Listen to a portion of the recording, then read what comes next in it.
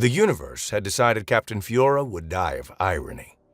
Here she was, commander of the Thelum Alliance medical frigate Saffron Gale, a vessel sworn to pacifism, bleeding out in the great emptiness. Her ship was a testament to life, every system designed to preserve it. Yet now, every system was failing in a cascade of shrieking alarms and dying light panels. The irony was so thick she could taste it, a bitter, metallic taste that coated her tongue like the recycled air. Status, she managed, her voice a dry rasp. Her tripartite jaw, hidden beneath a crest of fine peacock blue feathers, clicked audibly. It was a sound her Thelum bridge crew would have recognized as panic, held back by the thinnest thread of discipline. But her bridge crew was gone. There was only Tella, her junior navigator, slumped over a console that sparked erratically. Life support, critical, Captain, Tella chirped, her own voice faint. Her delicate, feathered crest was matted with sweat. FTL drive is slack. Sublight engines are offline. We are a rock. Fiora looked at the main view screen. It showed nothing but the indifferent swirl of a nameless nebula and the stark, terrifying truth of Tella's assessment. They were a rock, a dying rock full of dying people. The ambush by the orate hegemony had been brutally swift and decisive. A symphony of destruction played against the canvas of deep space. The rest of their fleet was vapor and memory. The Gale had only survived by playing dead among the debris. There is one option, Tella said, her claws tapping weakly on her screen. A star chart flickered to life. A single system circled in hesitant, pulsing red. An unlisted system. Old survey data suggest a pre-FTL, possibly nascent industrial civilization. Their technology level is low. Their star is a G-type main sequence, designated Soul. They won't have the technology, Fiora stated, the words heavy with defeat. We require gravitic containment and a new FTL coil. They will have nothing of the sort. They won't have the hegemony either, Tella countered, a spark of defiance in her weary eyes. Their gravity well is our only chance to decelerate without power. We can broadcast a medical distress call. It is a prayer, Captain. Nothing more. Fiora stared at the red circle. Soul, a name that meant nothing. A long-shot gamble in a game where all the dice were loaded. A prayer sent into the uncaring dark. Do it, she said, the words barely a whisper. Send the prayer. A prayer, huh? Mara Solberg grunted, looking at the grainy image of the alien vessel on her datapad. It looked like a wounded bird, all graceful curves and sweeping lines, but pockmarked with ugly plasma scoring and a gaping wound in its port side engine nacelle. Looks like someone answered, and they sent a mechanic. She strode through the cavernous docking bay of Armstrong Lunar Station, her steel-toed boots echoing on the mag-plated floor. The air hummed with industrial life support and the low thrum of the station's spin gravity.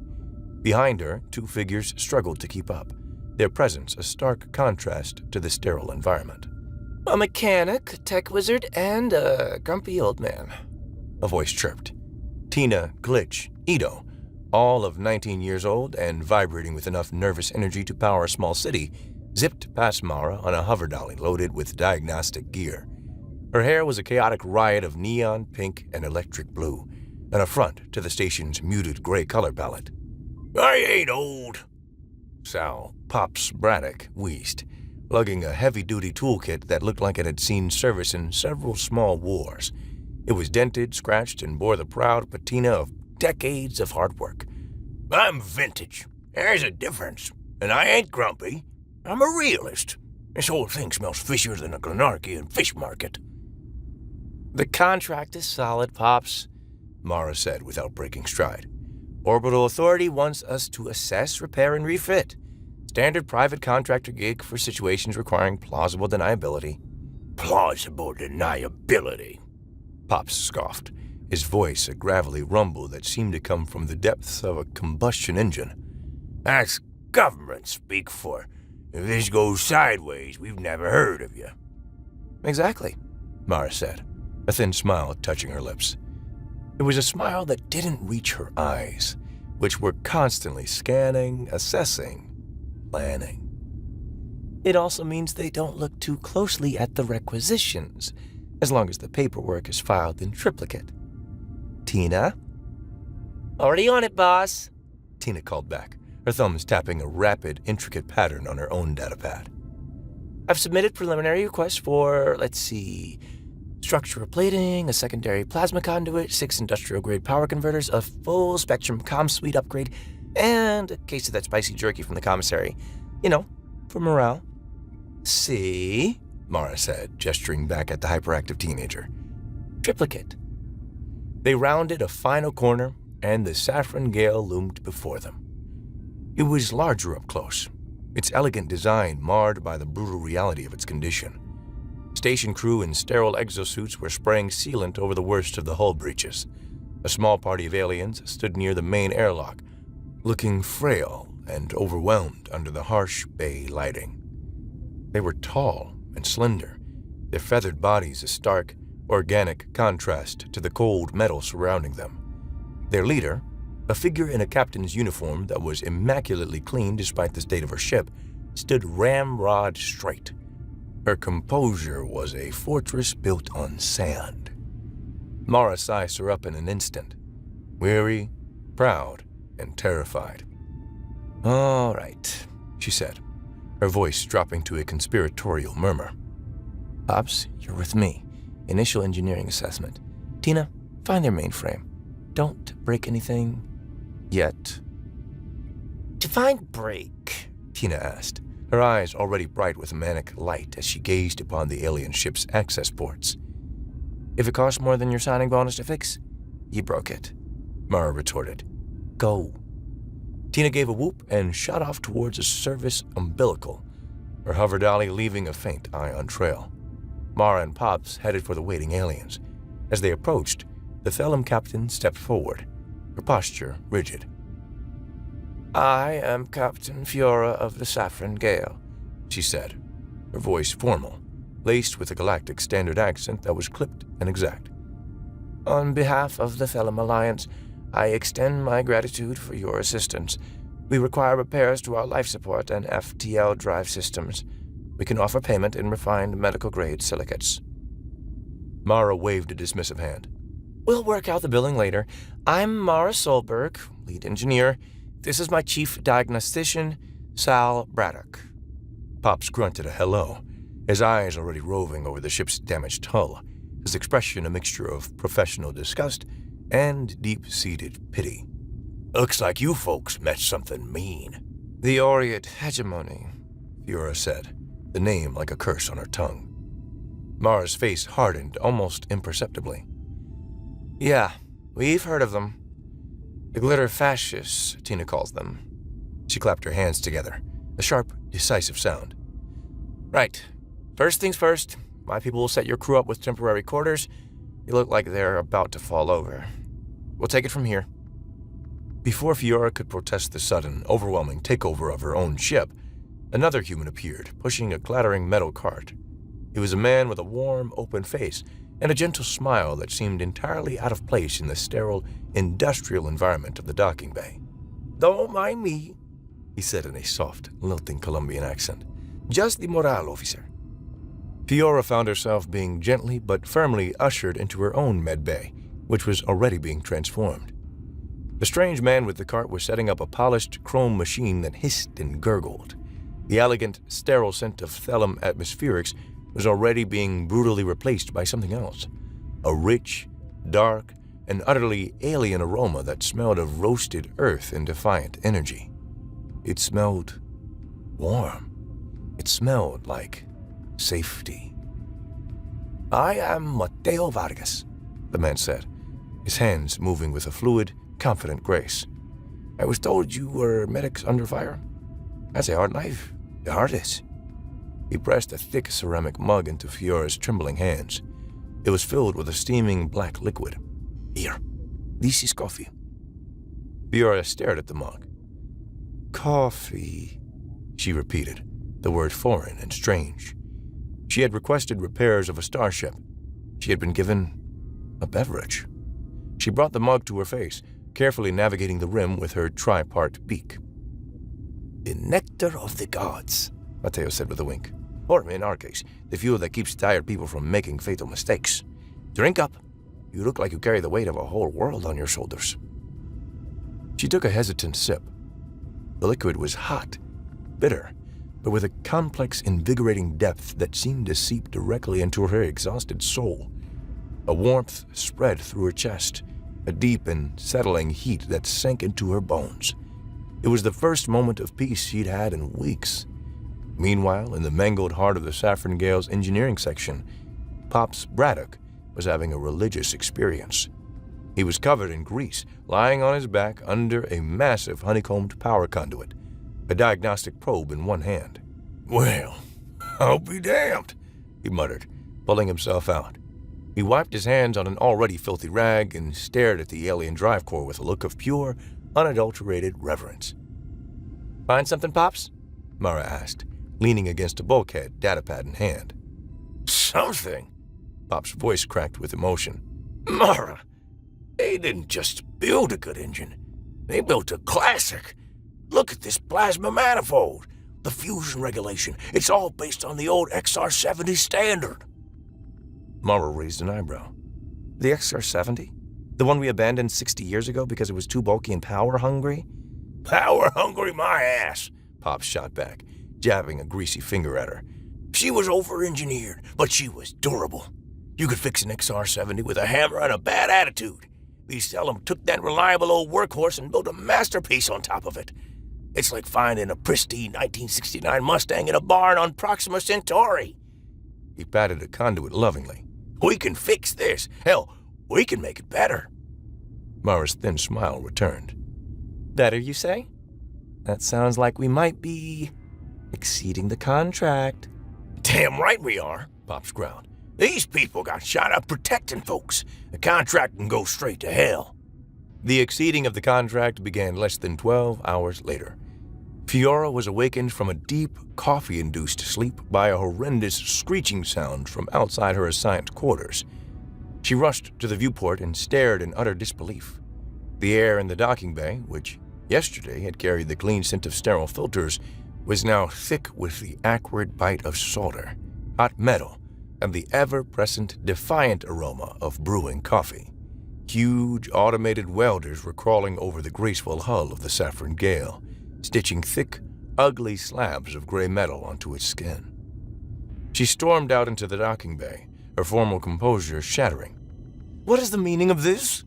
She demanded, confronting Mara, who was calmly directing the chaos from a mobile command platform. Morning, Captain, Mara said, now looking up from her datapad. We're reinforcing the hull. Found some surplus armor plating from a decommissioned asteroid hauler. Figured you could use it. This is a medical frigate, not a brute, Fiora protested. It is designed for speed and grace, to be a symbol of life, not a fortress. A symbol of life doesn't do much good when it's vented to vacuum, Mara said flatly. This'll add a few tons, but Pops is tweaking your inertial dampeners to compensate. You won't even notice. A harried-looking Thelem officer, Fiora's first mate Torvin, rushed over, followed by a bewildered-looking human in the crisp uniform of the Armstrong Station Authority. Captain, they're refusing to stop, Torvin trilled, his feathers ruffled in agitation. Ma'am Solberg, I have to insist, the station official said, his voice strained. This is a gross overreach of your contractual obligations. You were hired for repairs, not a complete military refit. Mara finally looked up from her pad, her expression one of polite boredom. Refit? Mr. Henderson, please. This is a proactive structural integrity enhancement. It's right here in the work order addendum I filed this morning. Subsection C, paragraph 12. Contractor will take all necessary measures to ensure vessel survivability against potential future environmental hazards. She tapped her datapad, and a screen flickered to life in front of the official, displaying a wall of dense, unreadable text. Henderson's eyes glazed over. But asteroid hauler plating? Excellent protection against micrometeoroids, Mara said smoothly, which are, as you know, a significant environmental hazard. It's for their own safety. Are you suggesting we compromise the safety of our clients? The official sputtered. Buried under a mountain of bureaucratic nonsense, he looked from Mara's implacable face to the screeching welders to Fiora's horrified expression, and simply wilted. "Carry on," he mumbled, and scurried away. Mara gave Fiora a look. See? Triplicate. If the chaos in the hangar was overwhelming, the chaos in the ship's computer core was sublime. Tina Ito sat cross-legged in a nest of makeshift cabling. Her fingers tapped and swiped across a holographic interface, calling up and dismissing data streams. The Thelum mainframe was elegant, honeycombed, and, to her, achingly boring. Its security was robust but predictable. "Okay, you dignified old fossil," she muttered to the glowing arrays. "Time for a little anarcho-syndicalist upgrade." She had, in Mara's words, requisitioned a crate of commercial smart home devices, a retired server bank from the station's obsolete network, and, for reasons that were clear only to her, a robotic floor vacuum. With a manic grin, she began weaving them together, lashing their processing power into a single cohesive whole, and then injecting it into the Saffron Gale's secondary systems like a virus. She wasn't building a true AI. That was illegal, immoral, and way above her pay grade. She was building a virtual intelligence, a VI, a glorified task runner with a personality matrix scraped from a dozen different user-friendly consumer products. A final line of code slid into place. The robotic vacuum on the floor whirred to life, its little blue light blinking. A pleasant, synthesized female voice, the kind you'd hear from a coffee maker or a self-driving car, filled the small room. "Hello," it said, its tone relentlessly cheerful. "System integration is complete. My designation is Sheila. How can I help you make your day more streamlined and productive? Would you like me to order more paper towels?" Tina cackled with glee. "Sheila, run a diagnostic on the port side plasma relays and cross-reference the power fluctuations with POP's output readings from the main core." "Certainly," Sheila replied. "Processing. Power fluctuations are within expected parameters for a jury-rigged XR70 fusion core being pushed to 140% of its manufacturer-rated capacity. I have also detected a sale on bulk nutrient paste at the station commissary. Shall I add it to your cart?" Fiora stood on the observation deck overlooking the docking bay, watching the slow, brutal transformation of her ship. The elegant lines of the Saffron Gale were disappearing under slabs of ugly, functional armor. The sounds of welding and riveting were incessant. Humans swarmed over her vessel like ants, each one moving with a frantic, focused energy she couldn't comprehend. They weren't just repairing her ship. They were remaking it in their own image. Stubborn, loud, and brutally practical. She felt a wave of despair wash over her. This wasn't help. This was a violation. A gentle presence beside her. Mateo. He held out a fresh mug of coffee without a word.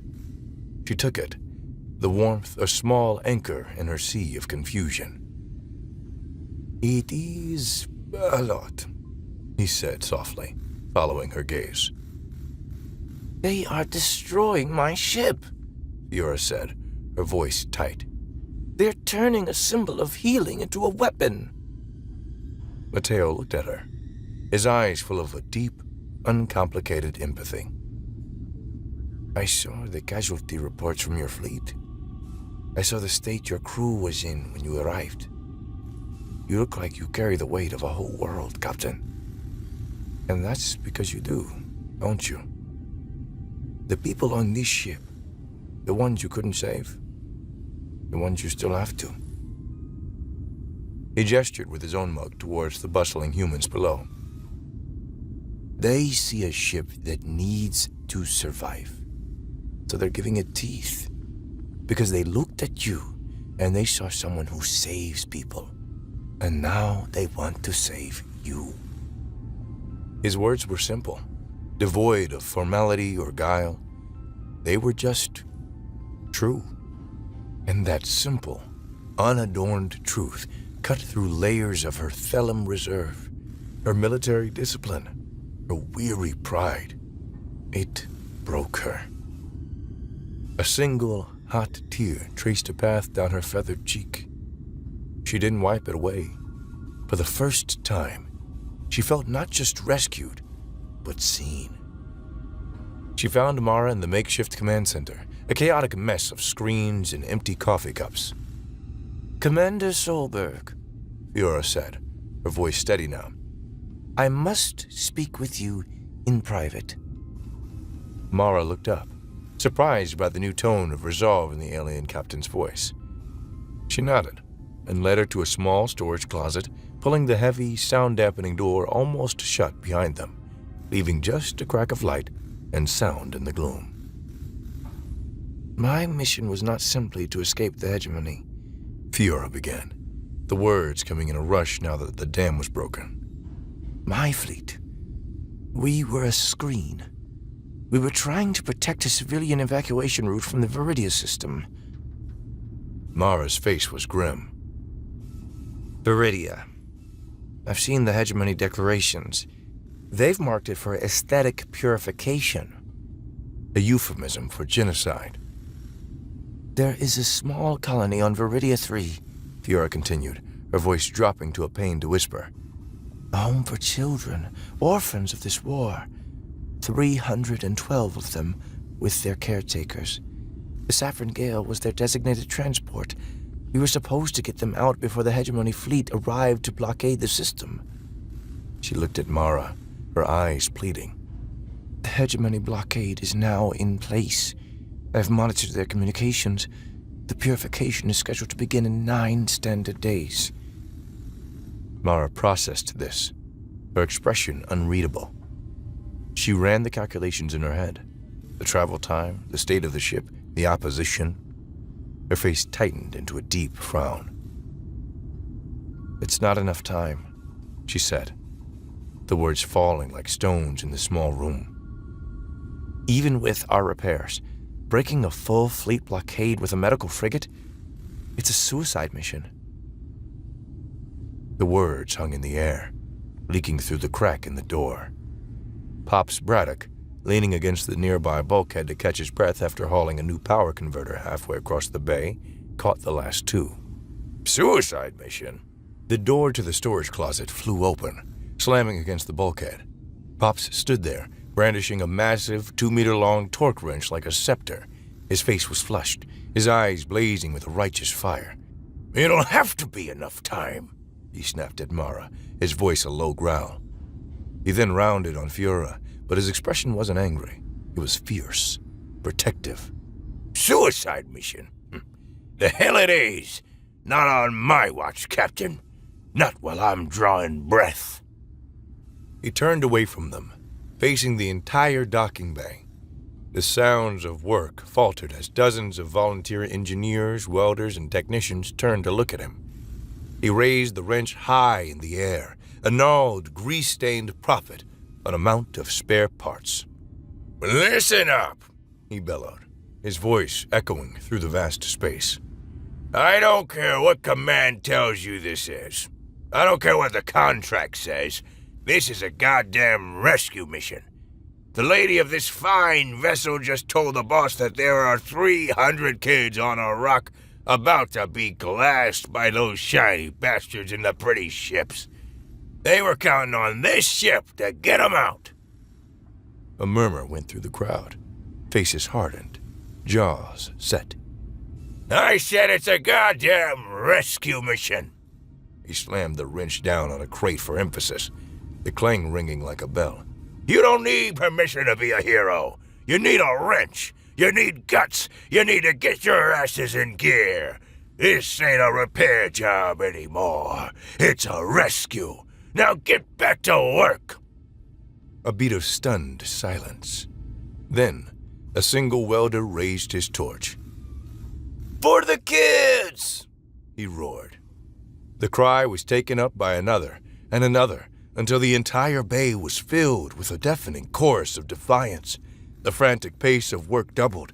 The sound of tools and machinery became a war drum, a symphony of righteous indignation. Fiora retreated from the raw, explosive display of human emotion, her heart hammering against her ribs. She found a quiet corner in the transformed medbay, the scent of coffee a strange comfort in her turmoil. They were turning her ship into a warship. They were preparing for violence, for battle, in the name of saving children. Was this not a betrayal of everything the Thelum stood for? Their core tenet, hard-won over centuries of their own bloody history, was pacifism. A medical officer did no harm. How could she lead this ironclad beast into a fight? Mateo found her there. He didn't speak, just sat with her, his presence a calm island in her storm. They mean to fight, she said finally, her voice hollow. They are filled with such rage. I am a healer, Mateo. I have sworn an oath. By allowing this, am I not breaking that oath? Am I betraying my people's deepest principles? Mateo looked at her, his expression serious, but still kind. Capitan, my grandfather used to say that when a wolf is coming for the sheep, the shepherd shows compassion by building a stronger fence, not by reasoning with the wolf.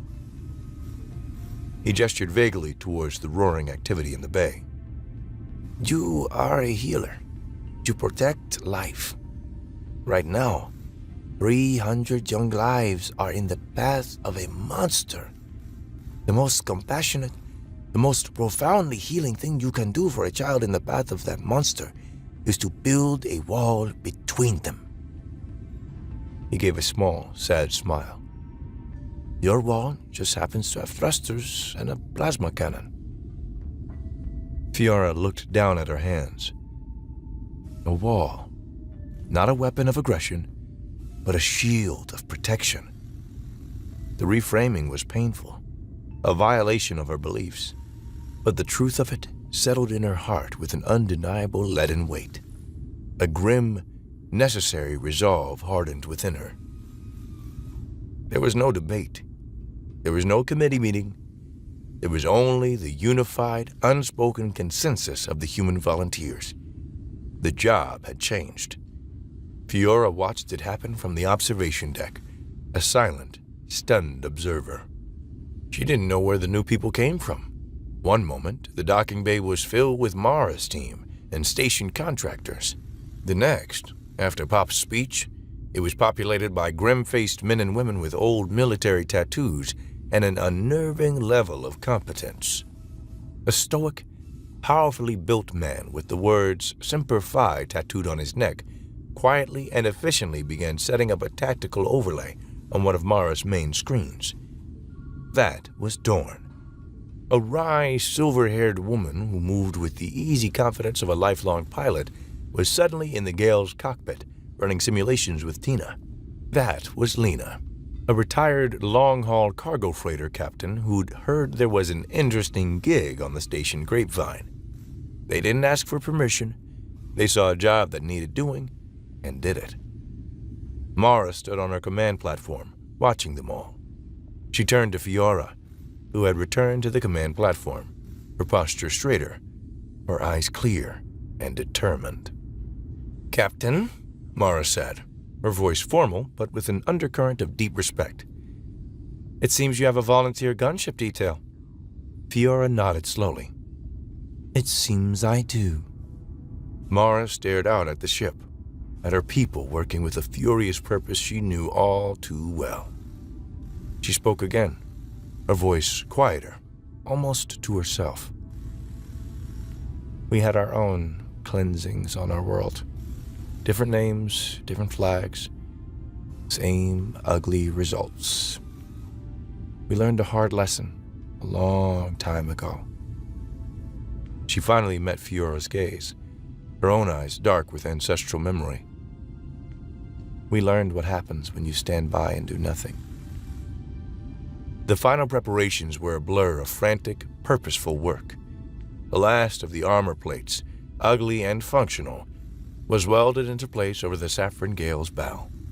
It completely ruined the ship's graceful aesthetic, turning it into a blunt instrument. Tina, never one to leave well enough alone, had commandeered the ship's high-focus medical laser etcher, a device normally used for microsurgery, with a few frantic modifications and a lot of bypassed safety safeguards. She calibrated it into a massive engraving tool. "What are you doing, Glitch?" Pops yelled over the comms from the engine room. "You're gonna drain power from my ignition sequence." Art is important for morale, Pops, she yelled back, her face illuminated by the glow of her console. And this is a masterpiece. On the bow of the ship, just below the bridge, the laser began to carve. It etched huge, blocky letters into the new gray armor plating. When it was finished, a new name, a new declaration of purpose, was emblazoned on the vessel for all to see. Hands off our nurses. All systems nominal. Sheila's cheerful voice announced on the bridge. Well, nominal is a subjective term, given that 27% of the ship's current operational status is dependent on technology sourced from consumer-grade kitchen appliances. But all lights are green. Fiora stood at her captain's station and surveyed her new bridge. The elegant integrated Thelum honeycomb displays were still there, but now they were surrounded by human additions. A clunky, practical monitor displaying the ship's external sensor feed was zip-tied to a support strut. Scuff marks marred the once pristine deck plates. A dark, ring-shaped stain from a coffee cup was already permanently etched onto the console of Dorn's new weapons station. It was a violation of design principles, a chaotic fusion of grace and grit. It was perfect. "Engine core is green and mean," Pop's voice crackled over the comm. "She's purring like a kitten. A very angry, very large, plasma-spitting kitten.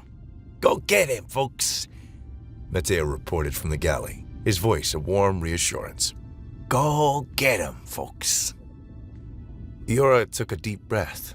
Her ship felt alive. It felt like a clenched fist.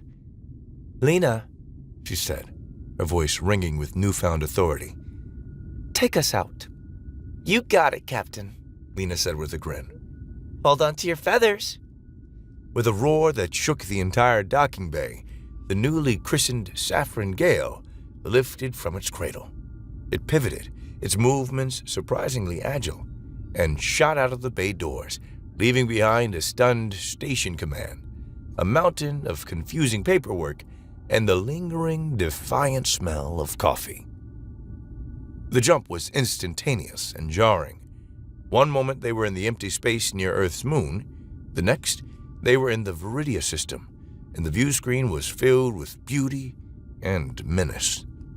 The Viridia star cast a golden light on a dozen ships, all sleek, sharp, and gleaming. Hegemony vessels. They were arranged in a perfect, aesthetically pleasing blockade pattern around the third planet.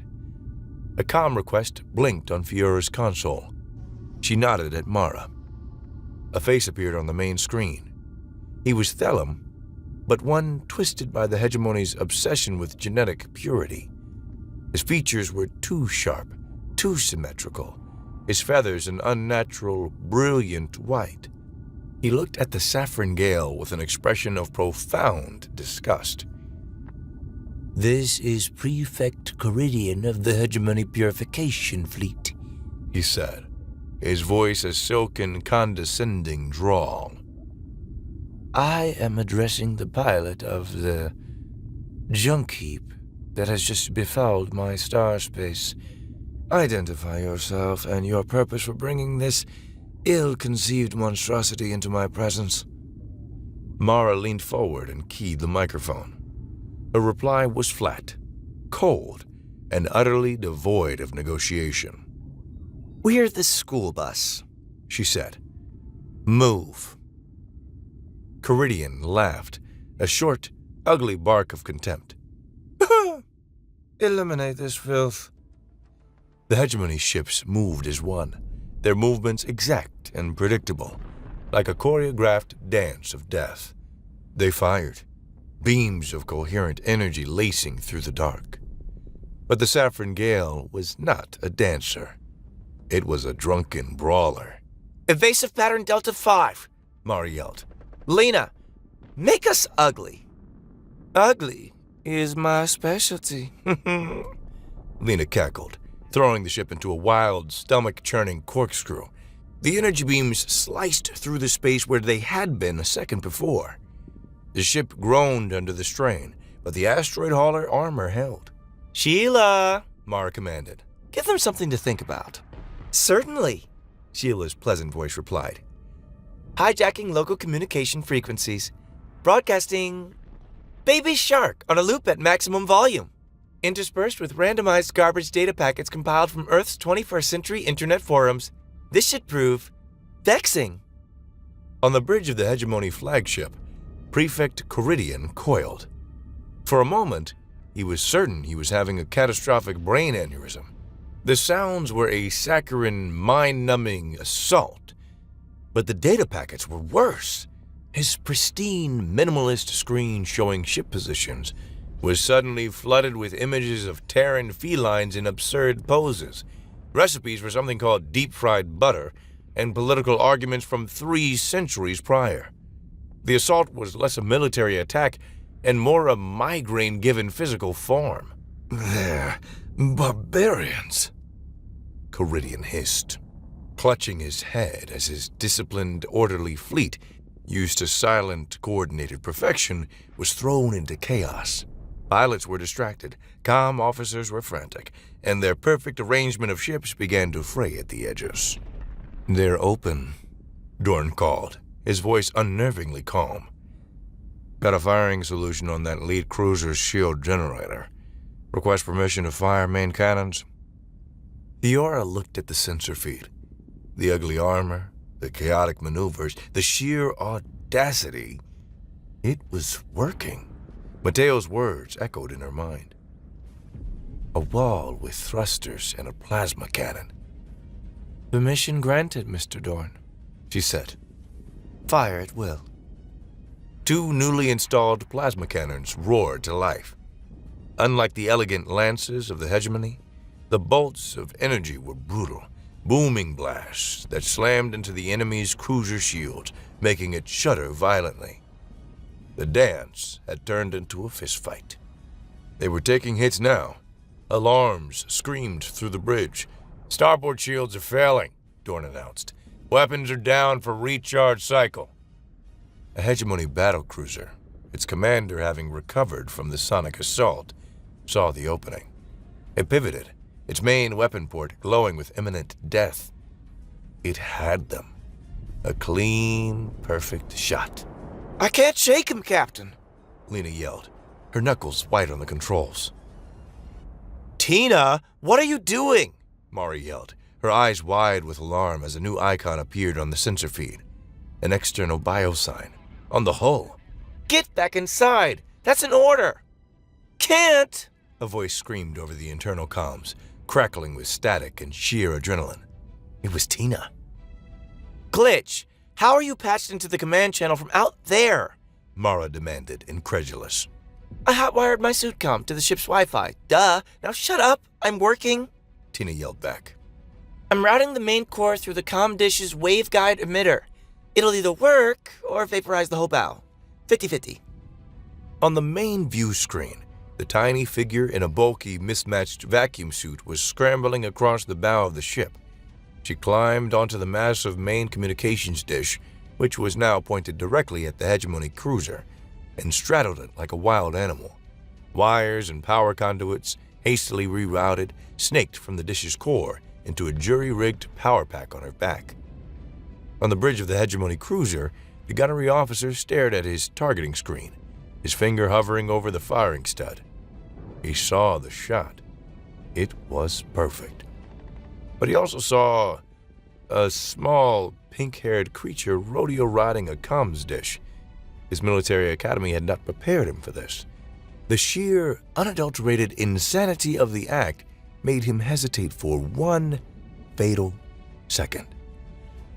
Fiora saw it all on her sensor feed. The incoming killing blow, the desperate, insane plan of her human engineer. In that instant, her transformation was complete. She had become a commander. Lena, hold our position for 3 seconds, Fiora commanded, her voice cutting through the panic on the bridge. Captain, they'll kill us, Mara protested.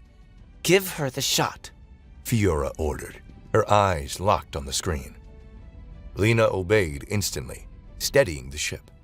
That was all Tina needed. She slapped a large red button on her wrist-mounted control pad. Yeet this blast, you glitter fascists! She shrieked, her voice a distorted burst of pure, gleeful defiance. The communications dish, never designed for such a purpose, bucked violently. A colossal, unstable, and utterly devastating beam of raw plasma, a coherent blast of overcharged data and pure energy, erupted from its center. The beam was no focused strike. It was a shotgun blast of cosmic rage. The beam slammed into the hegemony cruiser, gutting it from bow to stern. The enemy ship split in two, its internal explosions silenced by the vacuum of space. The hegemony fleet was in utter disarray. Their perfect arrangement of ships was broken. Their flagship was battling a recursive loop of infantile music, and one of their cruisers had just been annihilated by a maniac on a satellite dish.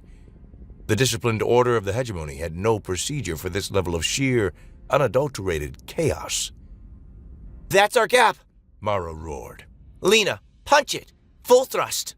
The saffron gale surged forward, smashing through the hole in the enemy line. It ignored the sporadic panic fire from the other ships and dove into the atmosphere of Viridia 3. The landing was less a controlled descent and more a controlled crash. The ship skidded to a halt in a cloud of dust and steam just a few hundred meters from the orphanage, a collection of simple, low-slung domes. The main ramp slammed down before the ship had even fully stopped. Go, go, go! Mara's voice boomed over the ship's external speakers. You have 10 minutes! The evacuation was frantic, desperate, and beautiful. Thelum caretakers, tears of terror and hope streaming down their faces, guided streams of children, dozens of different species, all shapes and sizes, up the ramp. Mateo was at the top, handing out nutrient bars and warm blankets, his calm presence a beacon in the storm. Pops was at the bottom, directing traffic and physically lifting smaller children into the ship. They moved in a whirlwind, every action purposeful. In 9 minutes and 46 seconds, 312 children and their 20 caretakers were aboard. They're all on, Mateo yelled. Lift off! The gale shuddered as it rose.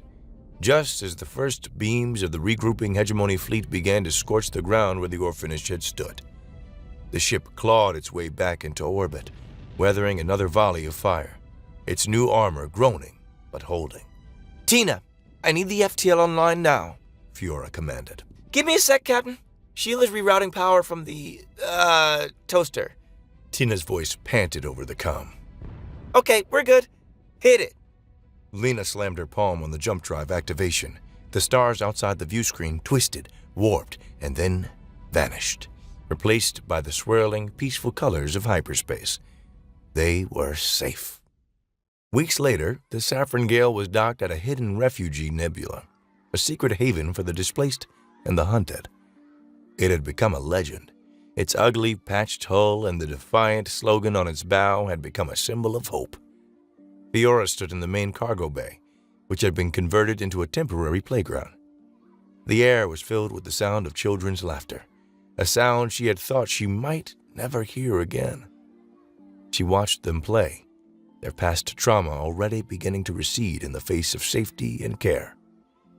Mara came and stood beside her, holding out a datapad. You should see this, she said quietly. On the screen, a system-wide broadcast from Seoul was playing.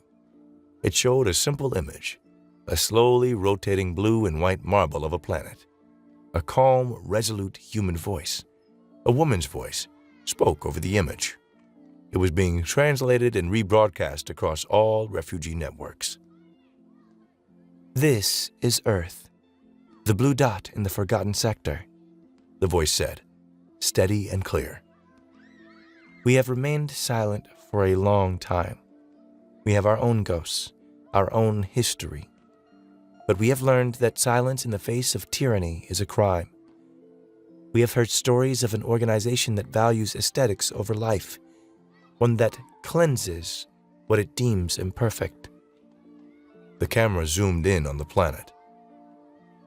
Let this be our only message.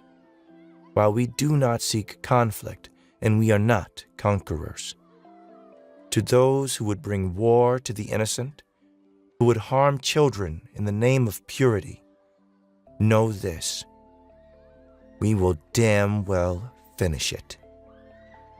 The broadcast ended. Fiora looked at Mara, her heart full of a feeling she couldn't name. It was gratitude, awe, and a little bit of terror, all mixed together. Across the hidden networks of the Thelum Alliance and beyond, a new phrase was spreading like wildfire, whispered in hushed, hopeful tones from one struggling outpost to the next. It was the answer to the question, what happens when you ask the humans for help? The answer was always the same. They give you coffee, upgrades, and a gunship detail.